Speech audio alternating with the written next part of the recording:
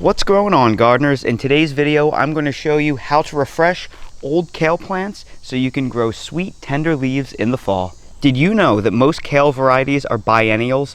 They aren't like most leafy greens like lettuces and spinach where you have to harvest them a couple of months after planting or they will go to seed. Most kale varieties have a 2-year life cycle.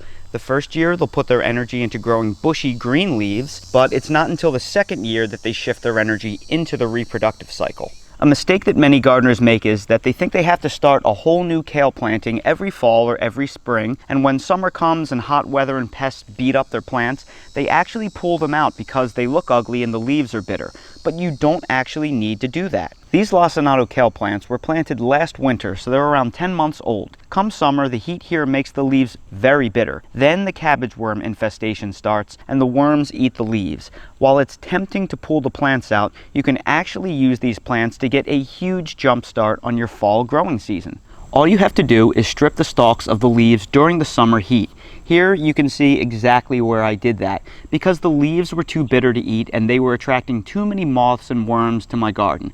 If you remove the leaves, the moths won't have anywhere to lay their eggs. You can still see there is some light pest damage here and there since we're at the tail end of cabbage moth season, but we can just remove those damaged leaves. Now the fall is here and it's much cooler. The kale is growing sweeter, more tender leaves.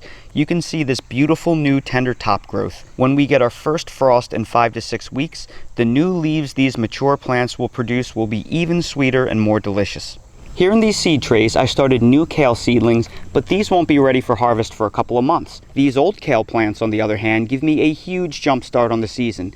These old plants will continue to produce all winter long and into the spring. I won't pull these until they go to seed next summer, which is their second summer. So remember to keep your kale plants growing all year for that early harvest in the fall. And that's today's 2-minute garden tip.